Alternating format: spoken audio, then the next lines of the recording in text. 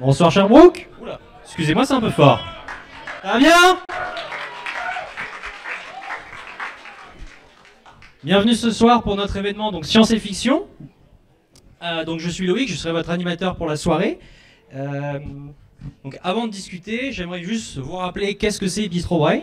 Donc Bistro Brain, c'est donc une OBNL de vulgarisation depuis 2017, donc avec pour simple but de mêler diffusion et de la science avec le plaisir, et j'insiste fortement sur le plaisir. Par le biais donc de ces soirées où vous êtes tous présents, vous êtes beaucoup ce soir, vous êtes plus de 100 je crois, vous pouvez vous applaudir.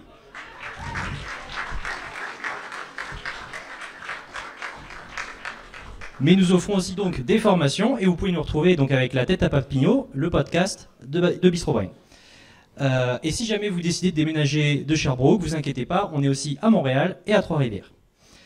Donc pour ce soir, on va donc avoir 4 présentations du 12 minutes avec 5 minutes allouées aux questions. Et à la fin de toute la soirée, vous allez avoir l'opportunité de répondre à un quiz si vous avez bien suivi les présentations. Avant de commencer donc la soirée, donc je tiens à remercier nos commanditaires, donc le REMDUS, la GEG, le REXUS, la FEUS, la SAREUS, le VRS, et ainsi que nos collaborateurs, l'Institut Quantique et le Festival Cinéma du Monde.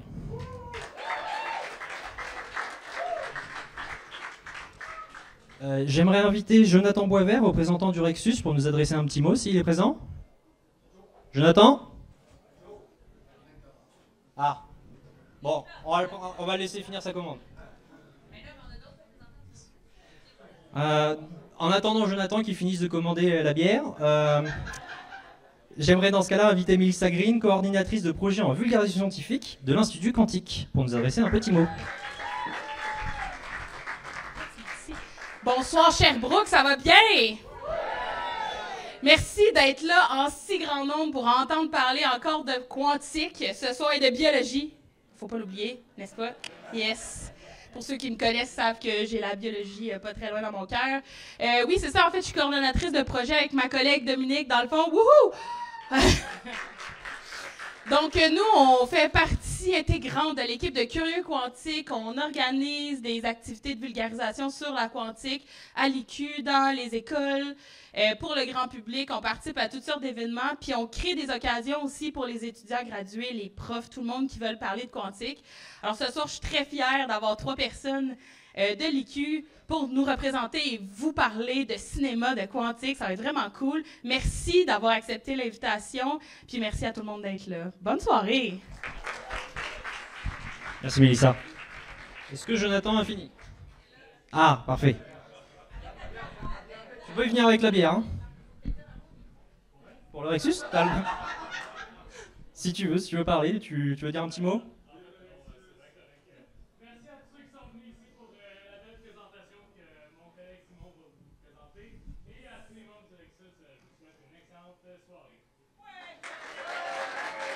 Merci Jonathan. Et donc pour finir, j'aimerais inviter donc Malika Bajaj, directrice du Festival Cinéma du Monde, pour nous adresser un petit mot. Elle arrive. Bonsoir. J'aimerais vraiment, nous sommes très honorés, très heureux de collaborer avec Bistro Brain depuis 3 ans. C'est ça, Alexis, depuis 3 ans? Oui, on collabore et nous sommes vraiment très fiers pour cette collaboration dans le cadre du festival. Le festival a démarré hier, il va durer jusqu'au 14 avril. Nous avons 80 projections, 15 événements, 5 lieux de diffusion et vraiment plusieurs activités. Vous pouvez en profiter en réalité pour, pendant cette semaine où on célèbre le cinéma d'ici et d'ailleurs. Pourquoi qu'on a décidé vraiment de participer? C'est vraiment au début, moi j'ai participé au Bistro Brain comme public. J'ai adoré le concept, j'ai beaucoup aimé. On a aussi lié d'amitié avec Alexis Thibault. Alexis Thibault a toujours été, qui est le directeur général et président de Bistro Brain. Alexis a toujours été un ambassadeur pour le festival. Elle était animateur, elle est encore animateur, elle présente quelques films. Et aussi, elle est membre du jury de la compétition régionale. Et c'est un fidèle de nos activités off durant toute l'année, elle est toujours là. Merci Alexis de croire au festival et d'être toujours là avec nous. C'est pour ça, dans le cadre de festival, vraiment, dans le cadre de cette collaboration, nous sommes fiers aujourd'hui de faire quelques tirages. On va vous offrir vraiment 2 billets pour un film de notre programmation. Le gagnant du tirage, il va gagner accès à un film. Et aussi 2 billets, oui, c'est ça, 2 billets pour un film, 2 billets pour le ciné-concert qui y aura lieu samedi au Théâtre Granada à 19h. Et on a un passeport de 5 entrées. Et je vous souhaite belle soirée, vraiment de c'est quoi le titre? C'est fiction, science et fiction. Et je vous souhaite vraiment, et j'ai hâte de vous voir aussi dans le cadre de nos activités qui vont se dérouler jusqu'à dimanche. Et bonne soirée. Merci beaucoup. Merci Malika. Donc sans plus attendre, nous allons passer à notre première présentation sur une œuvre importante, je devrais dire plutôt cultissime, car elle a donné inspiration à la science-fiction, et particulièrement au meilleur univers de science-fiction d'aujourd'hui, qui est Warhammer, hein, je devais me placer. Ainsi, Simon Janot, doctorant en biologie, en biologie à Sherbrooke, travaille sur des analyses bioinformatiques du génome bactérien. Et ce soir, il va nous présenter les manipulations génétiques dans l'univers de Dune et ses implications éthiques pour l'humanité, pour l'avenir. La génétique au cœur de Dune, mesdames et messieurs.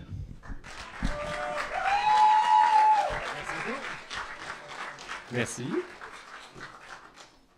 Je vais attendre l'apparition de ma présentation.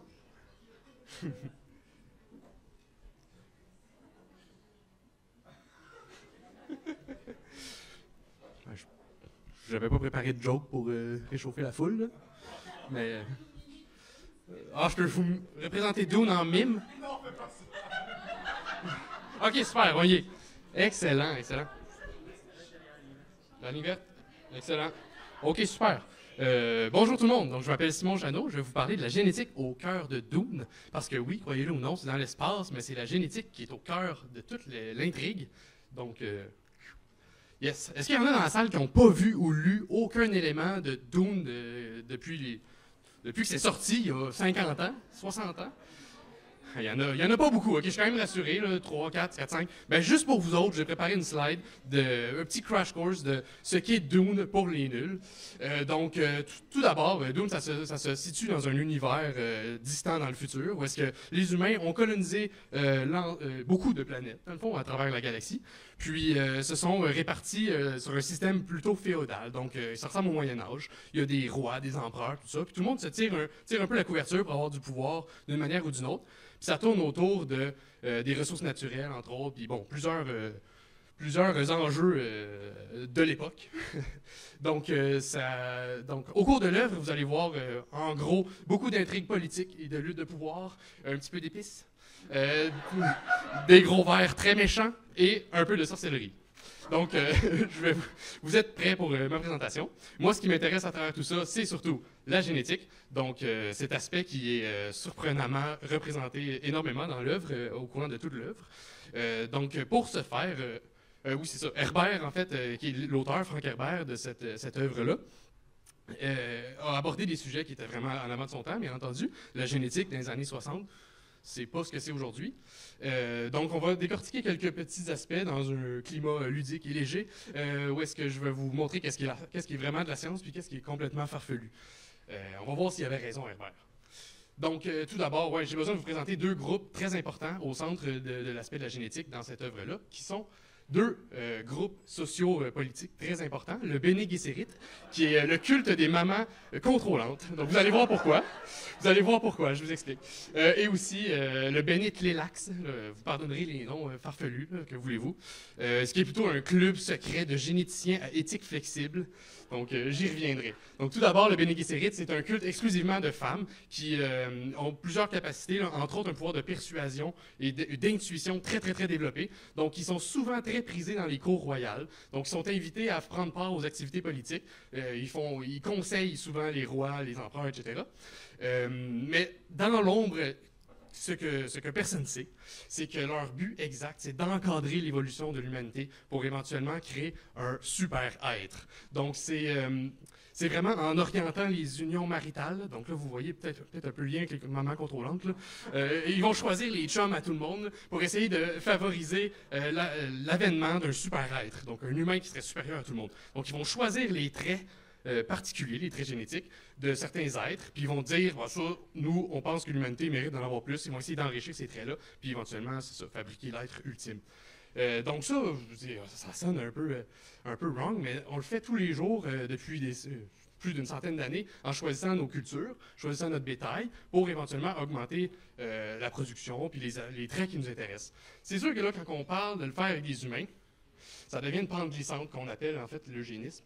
Donc, donc la pratique de choisir des humains en déterminant des traits qu'on juge supérieurs, puis qu'on prend la décision pour tout le monde que leur race humaine devrait prendre cette direction-là. Ça a l'air vraiment épouvantable, vite de même, mais on a des questions comme ça de nos jours qui sont très, très pertinentes, qui tournent autour de l'eugénisme, notamment avec les diagnostics prénataux ou préimplantatoires, où est-ce qu'on est capable de choisir un peu les traits que va avoir un embryon avant son implantation ou avant sa gestation. Donc, ça remet ces questions-là sur la table assez rapidement. On arrive facilement à la frontière entre qu'est-ce qui est une amélioration ou un traitement. Donc, j'ai absolument aucune solution, là, parce que c'est des débats éthiques qui sont en cours depuis longtemps et qui vont l'être encore à mesure que les technologies avancent. Mais sachez que tout ça est fort plausible. Ensuite, ah oui, c'est ça. D'ailleurs, petite parenthèse, le Bene Gesserit, avec tout ça, qui favorise l'eugénisme et tout ça, ça me donne une super bonne idée de qu'est-ce qu'il y a dans cette boîte-là. En tout cas, donc, ensuite, le Bene Tlélax, l'autre culte complètement, on va tourner la page assez vite, là, on n'en parlons plus. C'est un culte basé sur la manipulation génétique, donc c'est des très grands biotechnologues.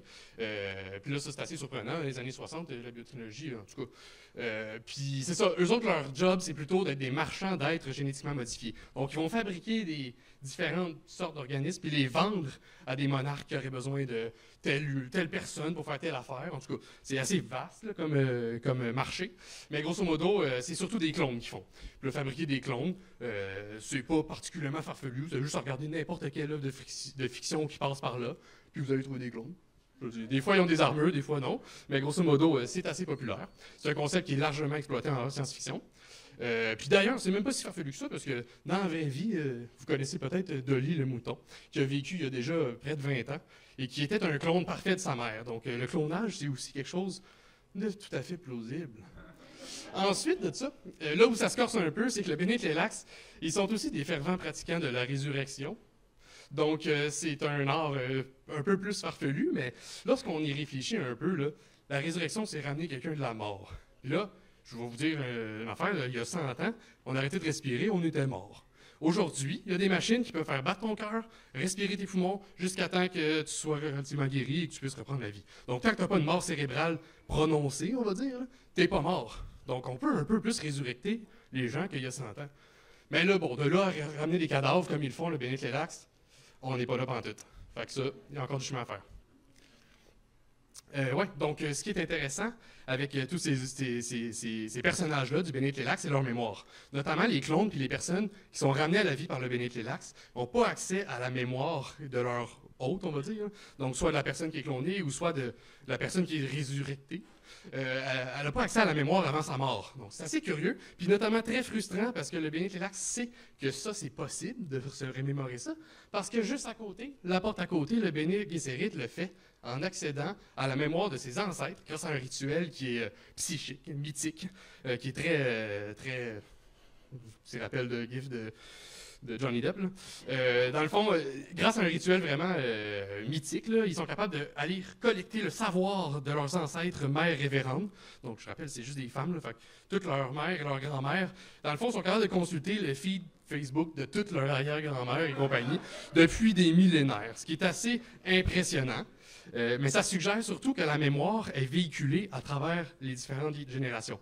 Donc, Herbert nous propose finalement que la mémoire serait héréditaire. Lorsqu'on naît, on aurait la mémoire de toute notre ancestralité, puis on pourrait éventuellement la débloquer puis y accéder. Donc, ça s'explique parce que dans les années 60, l'ADN, c'est quand même un peu magique. La structure de l'ADN est résolue depuis à peu près une dizaine d'années. Donc, on sait, On savait qu'il y avait de l'information dans nos cellules, mais depuis seulement le cliché 51, le fameux cliché 51 de Rosalind Gosling dans les années 50, on sait seulement depuis ce temps-là qu'il y a une structure claire à ce polymère-là qui contient l'information qui nous constitue puis qui produit finalement ce qu'on a l'air, ce qu'on est capable de faire, etc. Mais à l'heure où Herbert écrit, on commence à peine à comprendre ce que veut dire cette information-là. Donc comment cette organisation-là moléculaire se traduit réellement en traits physiques. Donc là, Herbert a pris la liberté de dire la mémoire, ça va être garoché là-dedans. Pourquoi pas? Mais qu'est-ce que c'est que la mémoire d'abord si c'est pas génétique? Ben, c'est simplement, entre guillemets, un réseau de connexions neuronales. Donc, c'est vraiment une organisation 3 dimensions des neurones, dans le fond, des connexions entre ces neurones-là, qui sont d'intensité variable et de disposition compliquée. On ne comprend vraiment pas tant que ça à ce jour encore, mais on sait que ce n'est pas génétique. Puis ce qui arrive, c'est que le volume de notre cerveau est fini. Donc, on ne peut pas avoir un nombre de connexions cérébrales infini. On ne peut pas avoir la mémoire de tous nos ancêtres. Ça ne pourra pas marcher, ça ne rentrera pas dans notre tête. C'est ça, jusqu'à un certain point, on a un réseau de base de neurones qui est encodé dans l'ADN, mais la majorité de ce qu'on acquiert, en fait, la totalité de ce qu'on acquiert pendant notre vivant, va être seulement entreposée dans ce réseau mental-là, et donc pas dans l'ADN, et donc impossible à transmettre à sa progéniture, malheureusement.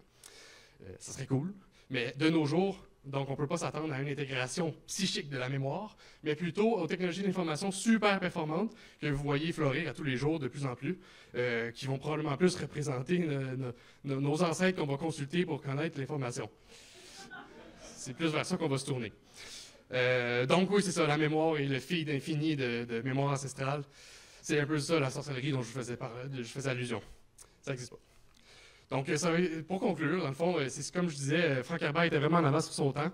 Il y avait des concepts vraiment révolutionnaires en génétique, en écologie, mais aussi en anthropologie, puis en plein d'autres domaines. C'est vraiment une œuvre complète qui est assez extraordinaire, assez volumineuse aussi. Donc, je vous encourage à la lire ou même à aller voir. Je n'ai pas trop spoilé de trucs, là, je pense. Là. Ça devrait être quand même cool d'aller voir les films quand même. Je vous encourage, c'est vraiment intéressant.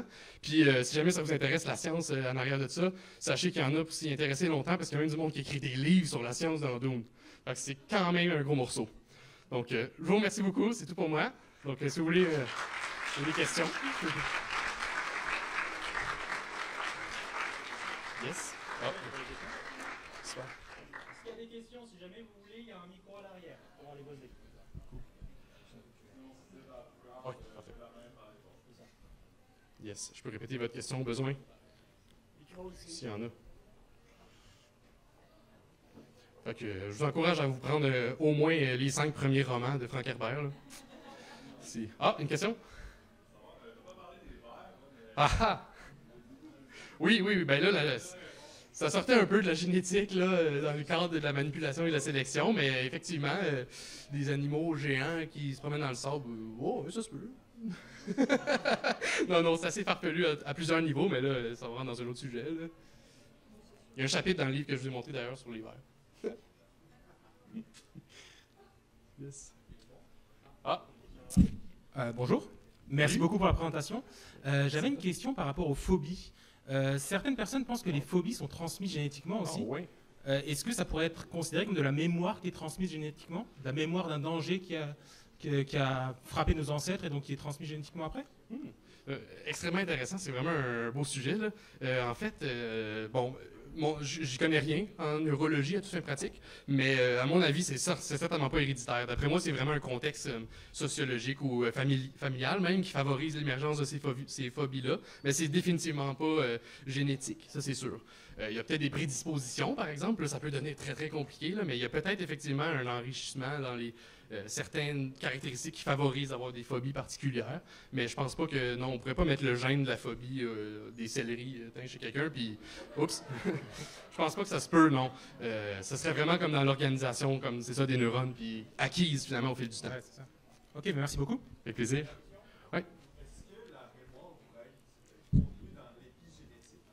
Est-ce que la mémoire pourrait être contenue dans l'épigénétique? Un petit terme technique.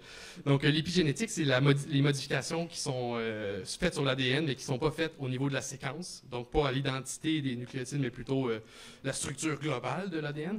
Est-ce que ça pourrait englober de la mémoire? Définitivement, en fait, parce que si on modifie ces patrons d'expression-là dans l'ADN, potentiellement qu'on pourrait favoriser ou pas création de certains liens neuronaux.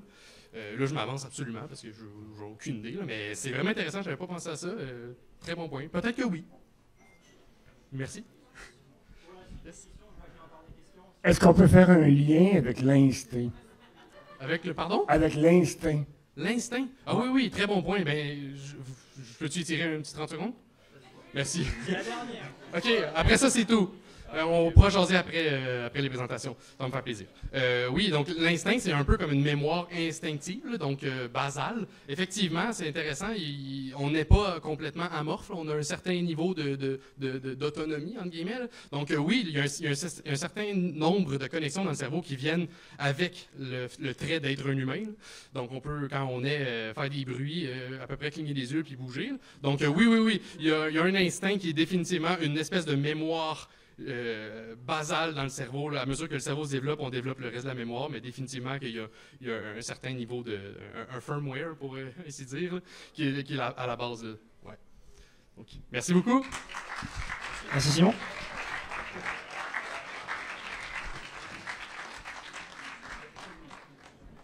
Pour la deuxième présentation, on va accueillir un membre d'honneur de Bistro Brain, aujourd'hui pour sa, je crois, 92e présentation.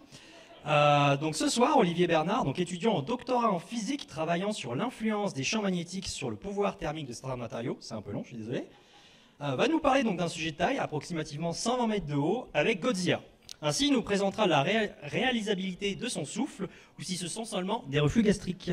Godzilla, de Hiroshima au souffle atomique.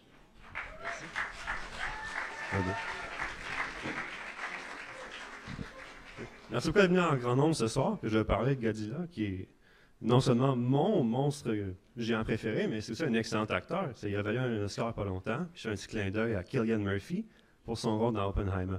Un film qui portait sur un des pères de bombes atomiques, malheureusement des armes, et indirectement donc des armes atomiques, que ce soit la bombe d'Hiroshima ou le souffle atomique de Godzilla. Bon, avant de commencer, par contre, j'ai un mot de garde, parce que oui, on parle de Godzilla. Mais puisqu'il est encore sur des lois internationales de copyright, tous les médias dans la présentation seront tirés du domaine public. Parce que je ne suis pas assez riche pour les acheter de toute façon. Donc, Godzilla, ça vient d'où? Cinématographiquement, ça vient de Toei, une compagnie japonaise de 1932, située à Tokyo, dans le quartier Kabukiza. Son rôle principal, c'était de gérer le théâtre, notamment. Après ça, il y a eu la Deuxième Guerre mondiale, avec Little Boy qui a rasé Hiroshima, Fat Man qui a rasé Nagasaki. Pas besoin de le pointer, mais on va dire pareil. Ça a créé une relation extrêmement compliquée entre les Japonais et tout ce qui est atome nucléaire, que ce soit les armes, l'énergie. Même le concept lui-même était super. C'est un sujet tabou au Japon pendant très longtemps. Après, il y a eu l'occupation américaine de l'île. Là, on va pouvoir avancer en 1954, soit 2 ans après la première photo de Rosa, où est-ce que Toho a engagé Shigeru Koyama et Ichiro Honda pour faire le premier film de Godzilla en 1954. Koyama, c'était un jeune auteur qui écrivait sur la vie biomarine et l'impact du nucléaire sur celle-ci, notamment de Fat Man. Un peu l'idée, d'où ça vient l'idée de Godzilla. Puis pour sa part, Honda, lui, c'est un jeune homme plein de convictions qui voulait faire passer des messages sociaux par de grandes icônes, comme Godzilla. Donc là, on sait un peu historiquement d'où est-ce que ça vient, puis socialement, mais c'est qui Godzilla, ou Gojira, dépendant de la prononciation. Godzilla, en fait, c'est un acteur japonais pour vrai. Là. Il est géant, puis on le voit ici avec 2 de ses collègues devant les pylônes de Tokyo. Ils ont dû faire la préparation pendant des semaines pour cette scène-là, parce que Tokyo ne voulait pas se faire couper l'électricité. Puis ils ont dit, Godzilla, il est là, on coupe l'électricité, c'est fini. Bon, OK, blague à part, ça doit être un monstre préhistorique, varie de grandeur dépendant des films. Puis souvent, c'est un monstre qui est neutre. Il est souvent en réponse à notre activité humaine qui détruit la planète, ou un monstre qui vient menacer la planète. Donc souvent, c'est ça, Godzilla, son rôle. Sauf dans les Shin Godzilla, où c'est des films d'horreur, mais ça, c'est une autre catégorie. Donc là, maintenant, on sait c'est qui, on peut se l'imaginer. On peut tomber sur le vif du sujet, enfin. Son souffle atomique. Le truc qui utilise le plasma, le laser, peu importe ce que c'est, pas de la salive, qu'il utilise pour raser Tokyo ou se battre avec d'autres monstres. Fait que si on se fie à la littérature, à Toei, ou Shigeru Koyama, qui a fait des livres sur ça, ça doit être un jet d'énergie nucléaire. Souvent, c'est bleu néon. Pardon. Puis ça résulte de nucléosynthèse. Ça, c'est important, ce mot-là. La nucléosynthèse, c'est qu'est-ce qui se passe au cœur des étoiles. C'est la synthèse de matière par fusion et ou fission nucléaire. J'ai fait 2 talks sur ça avec Bistro Brain, vous pouvez aller les voir sur YouTube. Je me fais de la publicité pour moi-même. En d'autres mots, son souffle atomique, qui résulte de la nucléosynthèse, on peut dire que c'est la matière hyper énergétique, ça va super vite, là, ça va à 1800 mètres secondes. Le son, c'est 343 mètres secondes. C'est un petit peu moins de Maxis.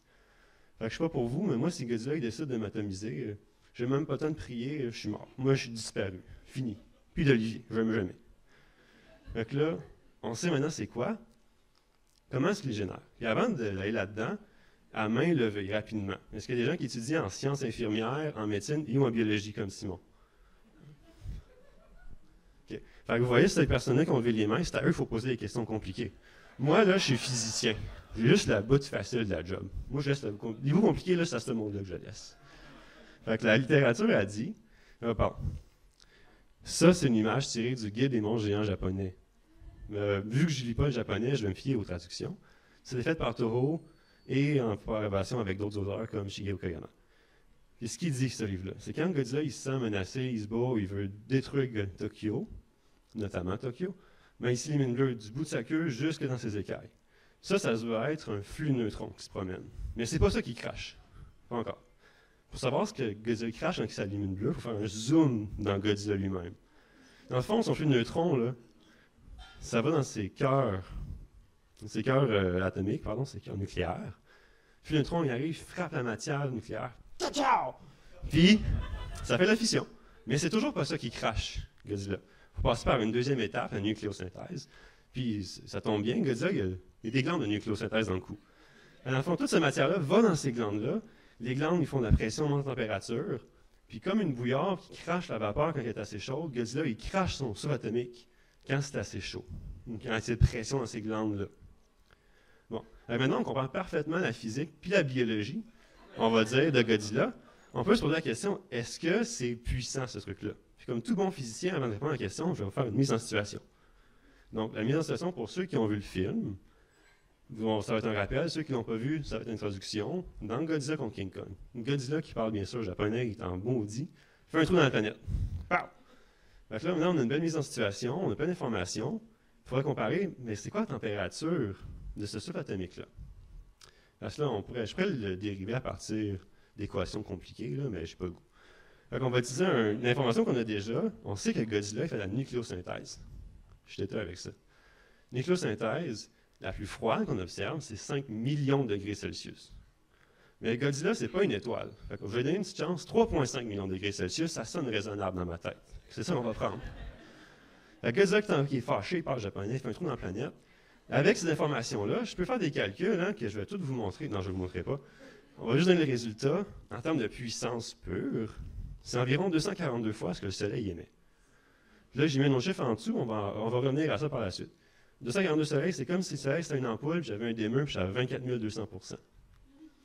Donc là, c'est des gros chiffres, mais là, on va aller à l'autre chiffre en dessous, encore plus gros. Là, c'est 22 E à la 18, c'est 22 exotonnes. C'est 22 avec 18 zéros qui suivent ça. C'est juste pour vous permettre d'imaginer comment c'est inimaginable pour l'esprit humain, une telle puissance. Et on va essayer de ramener ça à quelque chose qu'on connaît, vu que je suis originaire, on va retourner à Hiroshima. Hiroshima, c'est environ 15 000 tonnes de TNT. En une fraction de seconde, ça a rasé la ville, ça détruit des milliers de vies. Une vraie tragédie. Regardons ça en tête. 15 000 tonnes, on rase une ville. Fait que si je transformais ça en une once, moi un shooter, j'aurais besoin de 35 lacs Manfred Magog pour équivaloir à ce que Godzilla il crache pour faire un trou dans la planète. Fait que je ne sais pas pour vous dans la salle, mais moi, avec un shooter, ça me prendrait du temps, en mot t'as dit, vider le lac Manfred Magog tout seul. Fait que là, 35, là, ça serait long, là. Avec toute cette information-là, on peut enfin se poser ou répondre à la question du début, est-ce que c'est possible?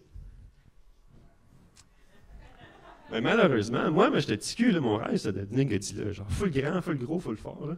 Raser la ville, raser les maisons des gens qui me faisaient mal quand j'étais jeune. Mais ça se peut pas. J'ai tout mis ça à la poubelle. Fini. Okay. Non, ça se peut pas.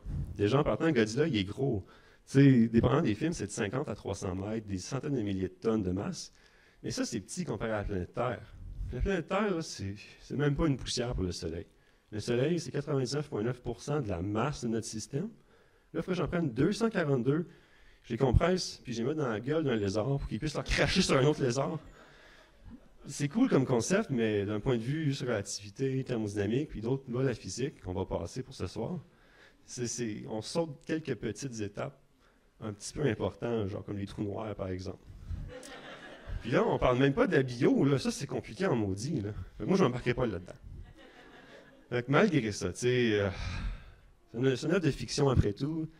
On savait déjà que ça se pouvait pas. En tout cas, parler pour vous, là, moi je ne savais pas au début. Je l'ai appris après.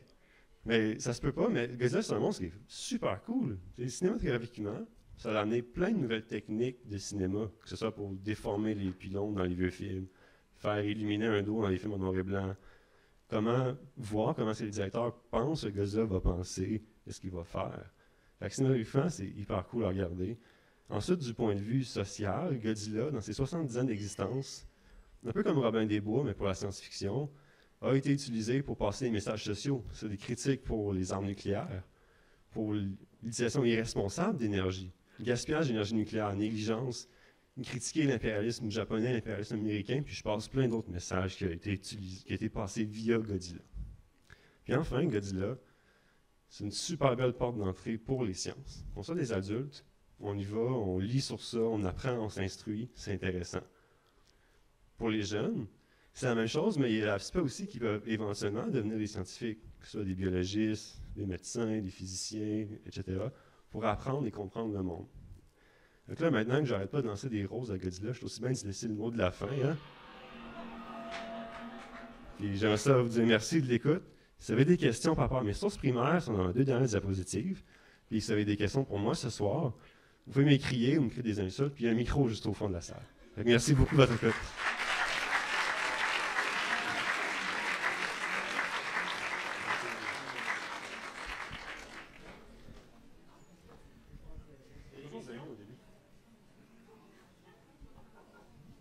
Si jamais les questions viennent plus tard, je vais être là au courant de la soirée aussi.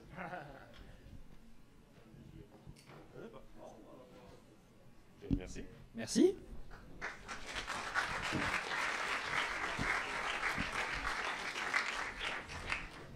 On va maintenant prendre une petite pause. Il est 5h57, donc on se dit 6h07. Je vous invite à aller au bar et à reprendre une petite bière. Bon retour à tous. J'espère que vous avez pu avoir votre bière. On va enchaîner avec notre 3e présentation. Donc, Emma Campiglio. Emma est donc actuellement une postdoctorante se concentrant sur l'étude des matériaux quantiques par transport thermique. Mais ce soir, elle va nous parler d'un schtroumpf qui possède de sacrés pouvoirs avec sa présentation, la physique quantique derrière le docteur Manhattan.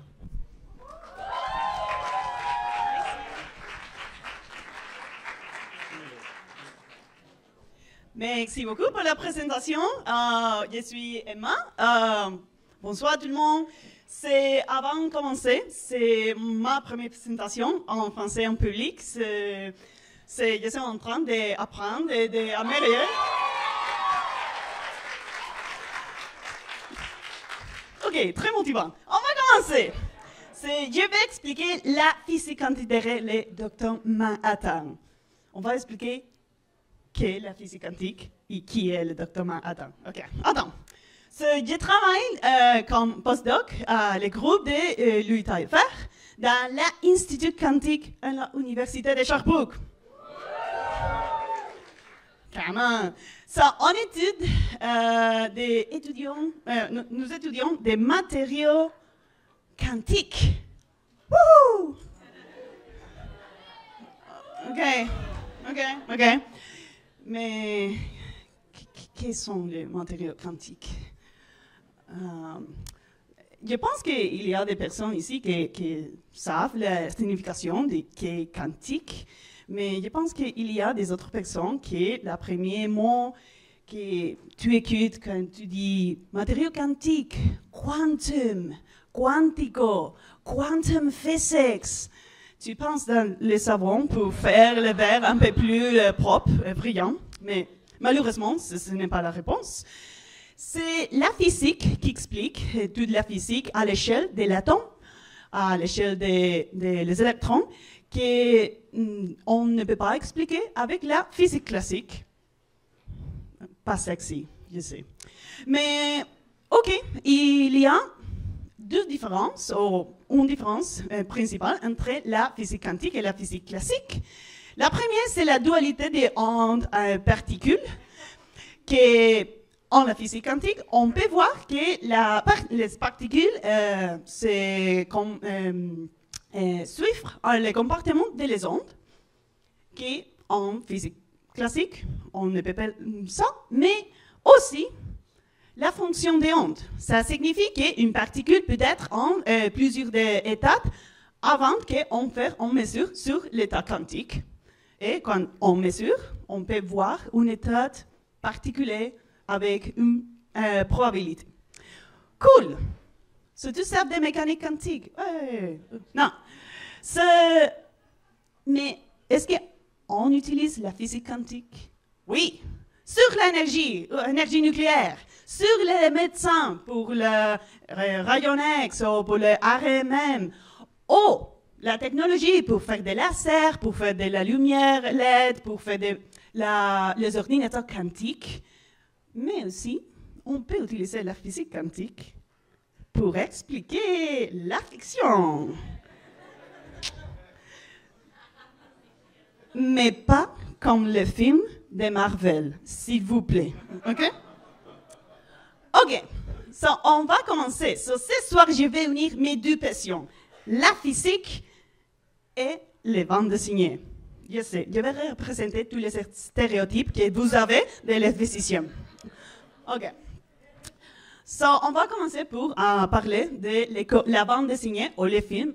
Je vais parler de la bande dessinée de Watchmen. So, Watchmen, c'est une bande dessinée de culte. Il était en révolution quand il était publié. Watchmen était créé par Alan Moore et Dave Gibbons, publié en 1986 par DC Comics. C'était en révolution parce que il représente un monde complètement alternatif. Pourquoi? Parce que tous les événements historiques sont affectés pour l'apparition des super-héros ou justicières. Mais c'est la guerre de Vietnam, c'est complètement différent dans les comics. La guerre froide, c'est complètement différent dans les comics. On va voir comment est le développement des événements par l'action de ces héros. Et aussi, il parle des thèmes qui sont tellement sérieux, comme la morale, la éthique, la puissance, le gouvernement, l'action des super-héros dans la société. OK. On va expliquer, on concentrer dans un super-héros dans la bande dessinée, qui c'est le Dr. Manhattan. Et c'est l'unique super-héros dans toute la bande dessinée qui a des super-pouvoirs. OK, so, il était en physicien atomique, en physicien de Mentier. Yeah. Il devient Dr. Manhattan après un accident classique dans les laboratoires. Et c'est un être complètement omnipotent. Et, OK, il parle des thèmes de l'alignation, de la vue du temps, c'est très philosophique, de la morale. Mais la chose intéressante, c'est qu'il a des pouvoirs complètement quantiques. Ça, on va réviser. Mon objectif, c'est que le Dr. Manhattan est un objet complètement quantique. Et comment on va faire ça? Je vais expliquer toutes les règles de la mécanique quantique avec les pouvoirs de Dr. Manhattan. Avant de commencer, c'est ça. Petite chose de physique quantique. C'est une fonction de onde. C'est l'objet mathématique qu'on utilise pour représenter les possibles états d'un objet quantique en physique. C'est tout. OK. Là, le postulat de la mécanique quantique. OK. So, on a une longue liste. OK. Chaque un. Je sais qu'il y a des noms qui sont un peu plus populaires, comme le principe d'incertitude de Heisenberg et l'évolution temporelle déterminée par l'équation de Schrödinger, mais je ne vais pas parler de lui. OK. Et pas de champ été gagné par la production de cette présentation. Merci. OK. On va commencer avec les états quantiques et la fonction des ondes. Je vais montrer une scène de la comique et cette scène, il peut être expliqué complètement pour le postulat de la mécanique quantique. OK. Premièrement, trouve le Dr. Manhattan qui réfléchit dans le passé, il vit un moment dans le passé, un moment dans le présent et un moment dans le futur, tout en même temps. So, on peut voir la simultanéité des différents moments. So, c'est ça représente quand un système quantique est dans plusieurs états. Premier, on a la fonction des ondes. On. Principe de superposition. Ça, on peut voir en belle scène que le Dr. Manhattan construit une sablière sur Mars, tellement élégante et tellement belle, mais on peut voir multiples versions de lui pendant la construction. C'est ça représente la superposition aux toutes les possibles états d'une état quantique. Deuxième postulat. Ha. Superposition. Troisième. OK, on a expliqué toutes les possibles états d'une état quantique, mais qu'est-ce qu'il passe quand on fait une mesure dans chaque état quantique? C'est l'effondrement de la fonction des ondes. Je vais expliquer. Ce Dr. Manhattan, il est très stressé de la Terre, il est complètement stressé parce qu'il peut voir toutes les futurs, toutes les alternatives, tout en même temps. You know, il va abolir la Terre et il décide de marcher à Mars. Parfait, je ne peux faire ça. C'est ça qu'il décide de focuser dans une seule réalité. Comme on fait une mesure, quand on fait une mesure, la fonction des ondes s'effondre dans un seul résultat. Il y a un autre postulat, c'est l'effondrement de la fonction des ondes. OK, un autre. Les opérations linéaires, c'est un peu plus compliqué d'expliquer, mais je vais donner un exemple grâce à le Dr. Manhattan. C'est dans une scène, pendant toutes les comics, on peut voir le Dr. Manhattan qui peut être manipulé de la matière, voir les structures internes, OK. Il peut voir la structure, il peut voir une caractéristique d'une état quantique. Comme les physiciens, on utilise les opérateurs linéaires pour voir une caractéristique quand il s'applique dans une état quantique. Voilà, les pouvoirs de Dr. Manhattan sont opérateurs linéaires. Et le deux dernier, le principe d'incertitude de Heisenberg, c'est un classique, c'est très populaire. Pendant toutes les comics, Dr. Manhattan réfléchit, il a une continue lutte entre quelle décision va à trouver ou prendre pour faire quelque chose, mais la décision a de ses conséquences, mais l'autre décision a de ses conséquences. C'est la continue lutte de prévoir un futur, un avenir certain, que ce n'est pas possible. C'est ça comme l'impossibilité de mesurer l'impulsion et la position d'une particule dans la mécanique quantique. Voilà le principe d'incertitude de Heisenberg. Et finalement, c'est très philosophique, c'est tellement belle de lire ce chapitre. Et il y a une discussion sur entre le Dr. Manhattan et sa copine qui est-ce que tu peux voir tout le futur? Pourquoi tu ne peux faire rien pour éviter les morts, la destruction? Et je ne peux faire ça parce que j'ai décidé et tout le futur est déterminé. Tout le futur est déterminé. Il y a un résultat, pas le présent qu'on vit. C'est ça, il y a une évolution temporelle de l'état quantique qui s'est déterminée par l'équation de Schrödinger. Tous les postulats sont remplis. Ouais. Finalement, bonus. Pourquoi bleu? OK, il y a beaucoup peut-être. Tu peux expliquer, c'est la couleur froide, c'est distant, il représente la puissance, le Dieu.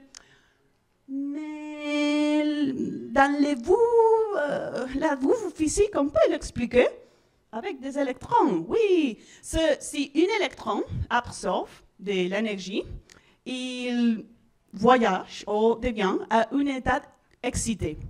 Mais l'électron veut revenir à l'état fondamental. Qu'on va faire ça? L'électron va émettre l'énergie comme lumière. Et dans le cas du Dr. Manhattan, la lumière bleue. OK, c'est la question que tu vas faire. Mais la lumière bleue, pourquoi? C'est ça un élément? C'est de l'énergie? Je ne sais pas. Mais si il est pratiquement un dieu, ou il est complètement omnipotent, pourquoi il a décidé bleu? Il peut décider, par exemple, la couleur de l'Institut quantique. Et il peut devenir la mascotte de l'Institut quantique dans l'Université de Sherbrooke. Merci beaucoup.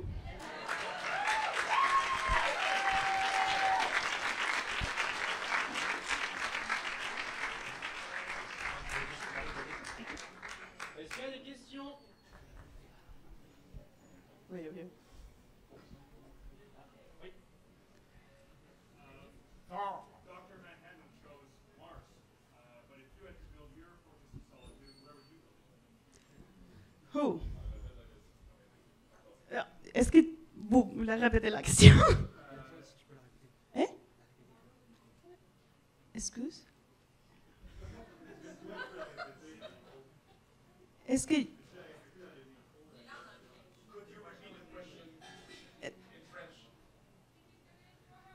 Je n'ai pas compris la question, c'est le problème.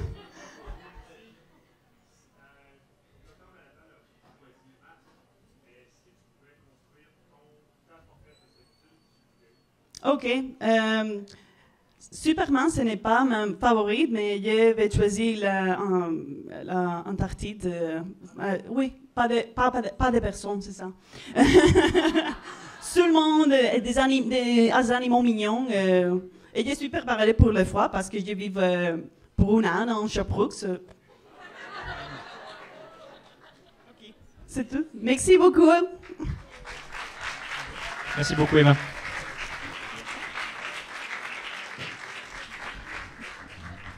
Pour conclure donc cette soirée, nous allons recevoir Isabelle Lacroix, donc professeure agrégée à l'école de politique appliquée de l'Université de Sherbrooke et vice-doyenne au développement de la faculté des lettres et sciences humaines. Elle joue aussi un rôle de chercheuse associée à l'Institut quantique pour l'étude de l'impact sociétal des technologies. Ce soir, elle va nous parler de l'œuvre de Liu Cixin et de la représentation du pouvoir de la technologie au sein de ses œuvres. Mesdames et messieurs.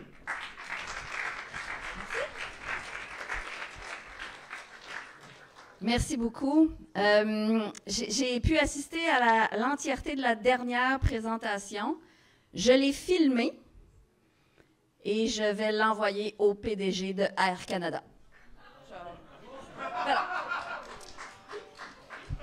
Je suis vraiment désolée d'avoir manqué les deux premières présentations. J'aurais vraiment, vraiment voulu discuter de génétique dans Dune. Mais je vous invite pour les prochaines minutes à vous retourner du côté de ce que certains appellent la science politique. Moi, j'appelle plutôt ça les études politiques. Et vous savez pourquoi? Parce qu'un grand scientifique de l'Université de Sherbrooke m'a dit il y a quelques années, vous savez, les sciences, c'est comme les pays. Quand dans le nom de ton pays, tu es obligé de mettre le mot démocratique, c'est louche. Je préfère dire qu'on va se déplacer du côté des études politiques. Donc, je n'explique pas la science à l'intérieur des œuvres de science-fiction. Moi, je fais l'inverse. C'est-à-dire que je prends les œuvres de science-fiction et je dis, mais qu'est-ce qu'il y a comme représentation politique à l'intérieur de ça? Je vous propose donc ce soir d'observer ensemble. Je vais faire un test technique, là. Attention. Ça fonctionne. Donc, je vous propose d'observer les représentations qu'offre la technologie, le pouvoir qu'offre la technologie à l'intérieur de la trilogie du problème à trois quarts. Et là, on va la voir, je me concentre. Je ne me suis pas basée sur la série qui est actuellement sur Netflix pour ce faire. Je me suis vraiment basée sur les romans et je me suis intéressée aux 3 tomes. Donc, s'il y a dans la salle des gens qui sont en train d'écouter la série puis qui se disent « faut pas me voler de punch », désolé. En même temps, je ne vous volerai pas des gros punchs, vous allez voir. On va juste s'intéresser à quelques éléments technologiques et surtout, évidemment, je vais me limiter à l'étude du pouvoir. Donc, vous voyez, derrière moi, ça doit être loin en temps, ça doit être écrit petit, hein? Il y en a ailleurs, c'est super, d'accord? Au pire, vous m'invitez à reprendre la lecture ou reprendre la présentation. Je suis la dernière. Vous êtes pris ici jusqu'à 23 heures. C'est comme ça. Pour étudier le pouvoir, j'utilise la typologie de Wackes. Ceci étant dit, vous voyez, je vais me concentrer sur les deux de ces grandes catégories, qui est le réalisme socio-historique et le réalisme politico-scientifique, et je vais laisser de côté le physico-mathématique. Parce que je suis une politologue. C'est juste pour ça. Ceci étant dit, pour ceux et celles qui se sont intéressés au réalisme physico-mathématique, il semble que c'est assez intéressant, cette œuvre-là. Les problèmes à 3/4, donc la représentation de l'ordinateur avec des gens qui lèvent des drapeaux puis qui font des portes. Donc, tout ça, il paraît que c'est assez intéressant comme représentation scientifique. Je vais rester du côté de l'évolution des sociétés et du pouvoir que concède la technologie. Quelle est mon approche? Vous voyez dans le bas, j'ai mis mon laboratoire avec des guillemets. Il semble que d'un point de vue éthique, on ne peut pas vraiment avoir de laboratoire politique. C'est-à-dire que les comités éthiques de la recherche nous interdisent de prendre une société, de la confiner dans un endroit et de tester des politiques, des régimes, sur ces gens-là. Ne pouvant pas faire cela pour des raisons éthiques et un peu financières, ça coûterait cher quand même, ce laboratoire-là, mais surtout éthique, j'utilise donc les œuvres de science-fiction comme un espace où on va représenter, on va se projeter comme société. Évidemment, dans la plupart des cas, ce sont les auteurs et autrices, donc ce sont des artistes qui vont projeter leurs espoirs, leurs craintes, leurs fantasmes. Souvent plus des craintes, on va se le dire. Mais dans certains cas aussi, je suis allée voir les amateurs et amatrices. Donc, je suis allée chercher des experts d'un univers X et je les ai questionnés sur des représentations. Mais tout ça pour dire que ce que contient ces œuvres-là, c'est ça la matière que j'utilise comme représentation d'un certain pouvoir. Littérature physique et politique, qu'est-ce que ça fait une politologue à l'IQ? Bien, vous l'avez entendu tout à l'heure, moi j'ai cette chance extraordinaire de travailler avec des gens savants et brillants qui conçoivent les prochaines technologies qui vont complètement révolutionner le monde. Et moi, je dis à ces gens-là, pourquoi on fait ça, puis qu'est-ce que ça va donner? Essentiellement, ma job, c'est ça. C'est assez fascinant comme conversation, pour vrai. Et c'est donc pourquoi je me retrouve à l'Institut quantique. Et ce qui est le fun, c'est que cette œuvre littéraire-là, donc Le problème à 3/4, au moment où je l'ai découverte, c'est à la fois un collègue de la Faculté des lettres et sciences humaines qui est en littérature et à la fois un ingénieur physicien de l'Institut quantique, les deux qui ne se connaissent pas, mais dans la même semaine m'ont dit « Isabelle, tu n'as pas lu ça, shame on you ». Règle ce problème. Donc, je me suis dit qu'il y avait quelque chose là, et donc, j'en ai fait une belle synthèse. Je vous ai mis la petite citation de Gaffric qui a travaillé, qui est notamment la personne qui a traduit en français Le problème à 3/4 et les suites. Pourquoi est-ce que je dis qu'il s'agit d'une trilogie immense? J'ai choisi ce mot-là, c'est pas juste comme parce que je trouvais ça cute. Regardez ce qu'elle nous dit. Elle nous dit une épopée qui débute avec la révolution culturelle chinoise, 1967, et s'achève par la mort thermique de l'univers. Sérieux, c'est long. Okay? Quand on part de cette date-là pour finir, d'ailleurs le chiffre, parce que dans le 3e tome, au début de l'ouvrage, on a la chronologie. Je n'étais pas capable de nommer, de dire à voix haute le chiffre de la dernière année de cette mort thermique de l'univers. Vous pouvez donc être assuré, vous allez finir votre session avant que ça arrive. Donc, ce que je vous propose, et là, je vais vous présenter des citations, évidemment, vous comprenez, parce que c'est une œuvre littéraire, d'accord? Donc, je vais essayer de vous présenter des grands créneaux, quelques exemples qui présentent des grands créneaux de représentation. Bonjour, hey, je vous avais pas vu, Colin. Je me suis rendue, finalement. C'est génial, hein? Ben oui, j'espère oui, OK. Donc, je vais vous présenter quelques exemples qui vont illustrer. Il y en a évidemment bien plus que ça. Et donc, il faut absolument aller lire. Est-ce qu'il y en a dans la salle qui ont commencé à écouter la série? Quelques personnes. Aimez-vous ça? Oui? Oui? Ah, moi, j'ai peur. Parce que c'est un roman chinois avec la culture chinoise. Puis là, comme dans les previews, il y avait comme beaucoup d'émotions. Moi, j'avais pas lu ça. Je sais pas. Mais si vous me dites que c'est bon, je vais peut-être essayer. Mais de toute façon, qui a lu les 3 romans? Ah, bravo. Donc, en sortant ce soir, vous les commandez tous, d'accord? Et il faut lire ça. Pour vrai de vrai, il faut absolument lire ça. Bon. Donc, il y a bien plus d'exemples de technologie dans cette trilogie-là, mais je pense qu'il y a quelques cas qui nous permettent d'illustrer les représentations donc de l'auteur. Est-ce qu'il y a des personnes d'origine chinoise dans la salle?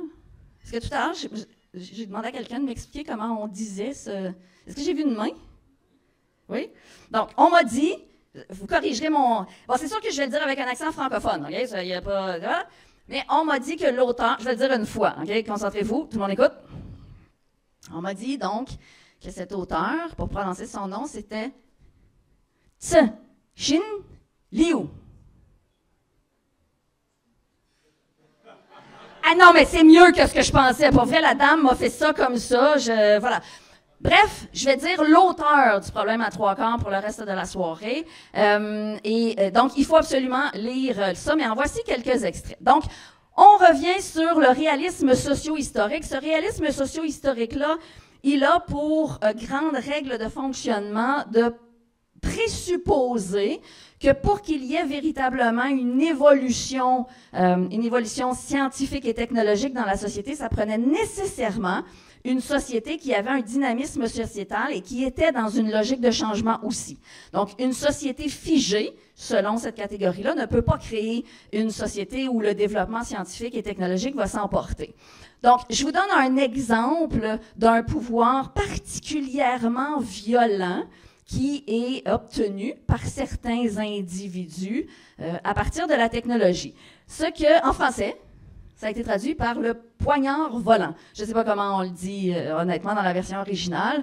Qu'est-ce qui nous fait dire que cette technologie-là est une technologie puissante? Vous comprenez, c'est ça qui va m'intéresser. Au-delà de l'aspect technique, c'est l'aspect qu'est-ce que ça donne aux individus qui contrôlent la technologie comme pouvoir sur le reste de la société. Donc, j'ai entendu dire que c'était du costaud. Ça pourrait être utilisé à des fins criminelles, ça non. Ça revient fréquemment quand on présuppose un pouvoir technologique qui est dangereux, c'est qu'il sera utilisé par des mains qui ne sont pas contrôlées en termes de règles sociétales. Donc, par exemple, si c'est les gangs criminalisés qui s'approprient le poignard volant. Ah oui, c'est chic quand même comme nom. Vous avez peut-être des poignards, mais je pense pas qu'ils sont volants. Je veux dire, c'est une coche, là. Bref, donc, quand c'est utilisé, la possibilité que certains groupes en fassent un usage criminel, ça démontre un intérêt. Et là, ça va bien trop, je sais ça. Ce processus de fabrication étant très gourmand en ressources, ce qui faisait du nanomatériau produit à l'arrivée la pierre la plus précieuse au monde, il était inenvisageable d'en produire à grande échelle. Évidemment, la question de la rareté des ressources. Vous comprenez que lorsqu'une technologie est facile à produire et donc que tout le monde peut s'approprier les ressources pour en produire, ça enlève du pouvoir à ceux qui possèdent ces ressources-là. Donc, il y a deux choix. Soit on va essayer d'amasser le plus de ressources possible, ou alors on va le partager de façon équitable. Quand il y a rareté, nécessairement, il y a une volonté de contrôler cette ressource-là et de l'utiliser pour accroître son propre pouvoir et ses effets. C'est un exemple, d'accord? Je vais aller plus vite maintenant. De toute façon, tout le monde ici sait lire. Excellente nouvelle. OK, super. Un pouvoir émotivement marqué. La première est intéressante, mais de vous, des scientifiques, et le plus bizarre, c'est que plus vos recherches sont théoriques, plus elles sont abstraites ou débridées, comme celle de Yang Dong, et plus il a peur. C'est l'ennemi qui a peur, d'accord? Mais ce qui est intéressant ici, c'est l'incapacité de compréhension. Le fait que ces scientifiques-là, très avancés dans le développement de cette science-là, partagent une connaissance qui ne peut être partagée, même s'ils voulaient. Donc, il n'y a qu'une petite élite qui peut véritablement contrôler. On parle ensuite du défaitisme qui a conduit une partie de l'humanité à déverser toute leur capacité dans la technologie et ne pas en garder pour eux-mêmes. On poursuit. Un pouvoir individuel. Ça, c'est vraiment cool quand même. Je lis pas tout, là, mais j'en arrive à... De toute évidence, le système de réglage de la luminosité du couloir s'adaptait à ses mouvements oculaires. Cela avait largement dépassé ses prévisions.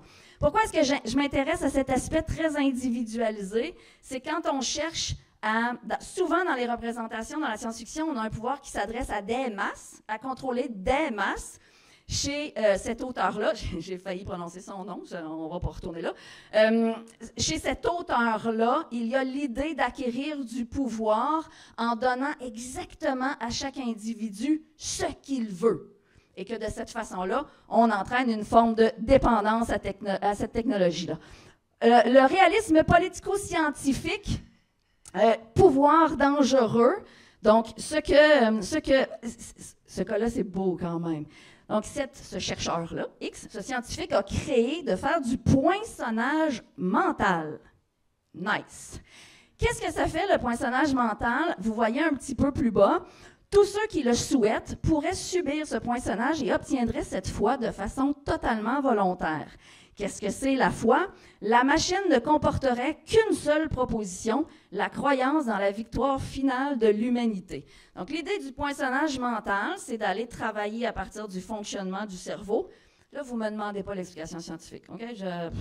Voilà. Donc, d'aller voir comment fonctionne le cerveau et d'aller faire en sorte que cette vérité-là soit indélébile. D'abord, la personne ne peut pas oublier ça, mais surtout, on ne peut pas la convaincre du contraire. Elle est automatiquement convaincue pour toujours, ou presque, d'accord? Mais je reviens à la citation d'en haut. En termes de pouvoir, ça, c'est majeur. C'est un véritable exploit, dit Chang Wei-zi, avec une mine sérieuse. Je veux dire, sur un plan neuroscientifique. Car dans la réalité, Dr. Heinz, vous venez de créer quelque chose d'embarrassant. Vraiment embarrassant. La chose la plus embarrassante de l'histoire. Il y a toujours ce dilemme avec les avancées scientifiques et technologiques, bien sûr. Encore un pouvoir dangereux, donc je vous invite celui du centre, où certains ont créé un virus génétiquement modifié. À quoi? Qu'est-ce que ça fait, un virus génétiquement modifié? Bien, ça se propage facilement, mais ça ne rend pas très malade les gens qui n'ont pas le profil génétique recherché. Or, quand ça tombe sur la personne pour laquelle il a été créé, bien là, ça se développe, ça devient grandiose et la personne décède. C'est une COVID améliorée. Là. Qu'est-ce que j'ai fait? Voilà. J'attire votre attention sur la dernière en termes de danger, et c'est là généralement ce qui est classique dans la science-fiction en termes de pouvoir technologique. La combinaison d'une super technologie et d'une super crise présentait le risque de replonger la société humaine dans un âge des ténèbres. Et c'est là quelque chose d'intéressant dans la trilogie, c'est qu'on voit que les cycles de développement humain passe d'un développement scientifique technologique qui va entraîner son propre crash, qui va réentraîner son développement, et donc l'histoire se répète. Un pouvoir salvateur, il y a quand même des choses positives, puis oui, je vais finir là-dessus, je vous le promets. Par exemple, des développements scientifiques et technologiques qui étaient conçus pour autre chose, mais qui ont pu, par exemple, à une autre époque, pour faire la guerre, et qui là vont être utilisés pour amener les humains au-delà des frontières qu'ils connaissent. Évidemment, cette logique d'une... Attends, il est où celui que je cherche? Ah non, ça c'est beau! Oh, regardez ça. Ça, c'est extraordinaire, la première. S'ils sont capables de traverser les étoiles pour venir jusqu'à notre monde, jusqu'à dans notre monde, ça, c'est l'ennemi, d'accord? Mais c'est une humaine qui parle. Cela indique que leur science a déjà atteint un niveau très avancé. Une société avec un tel niveau scientifique doit avoir de hauts standards moraux. Hey, ce serait le fun si c'était vrai. Avouez, là, on voudrait ça. Mais effectivement, il y a... En fait, ça ne marche pas à 100%, cette logique-là, mais on a cette croyance-là, effectivement. Vous voyez la dernière citation, cette idée que le développement technologique va même entraîner la création d'un prochain humain. Et pas parce qu'on cherche à créer un humain différent, mais parce qu'à force de côtoyer cette technologie-là, notamment qui permettant la vie dans l'espace, on se retrouve à se transformer comme espèce. Bon, évidemment, régler la faim, hein, un problème banal par rapport à ce dont je vous ai parlé. Donc, ça, technologiquement, dans ces ouvrages-là, on peut le faire. Même principe pour le renversement des rapports de pouvoir entre les pays particulièrement riches et dominants et les petits pays. Réglons ça en donnant de la technologie à bon marché. Bref, ce sur quoi je veux attirer votre attention dans cette magnifique trilogie, immense et magnifique, oui, on peut donner ces deux qualificatifs, c'est que l'auteur ne tranche pas sur le développement technologique. Est-il davantage positif ou est-il davantage négatif? Je vous le disais tout à l'heure, il présente ça comme des cycles. Mais ce qui est assurément au cœur de cette trilogie-là, mais aussi dans d'autres écrits de cet auteur-là, c'est qu'il considère qu'ultimement, le développement scientifique et le développement technologique se fait par des individus. Et ce qui sera déterminant sur l'impact que cette technologie-là, que cette science et ensuite que cette technologie-là aura sur la société, c'est quels sont les usages qui seront anticipés par les individus qui l'auront créé. Je vous laisse sur cette dernière citation. La science moderne est une affaire collective. Pourquoi ne s'en prendre qu'à moi? Les percées théoriques radicales ont avant tout été accomplies par des individus.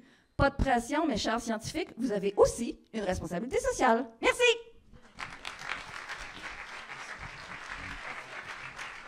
On a le temps pour une petite question. Une toute petite. Personne? Bon. Merci Isabelle. Hey, merci beaucoup d'avoir attendu.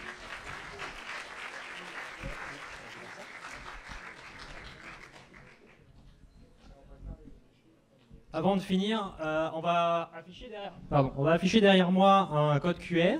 Vous allez pouvoir répondre aux questions du quiz et on reviendra à peu près dans 10-15 minutes pour offrir les différents prix aux gagnants. Rebonsoir cher public. J'espère que cette soirée vous a plu. Au nom de toute l'équipe Bristol Brain, on tient à vous remercier.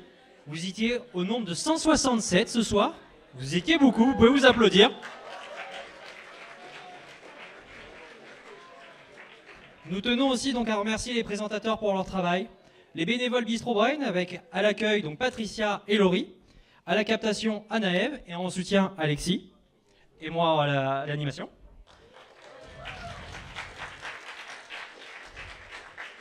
On tient aussi à remercier énormément Charlie pour le son.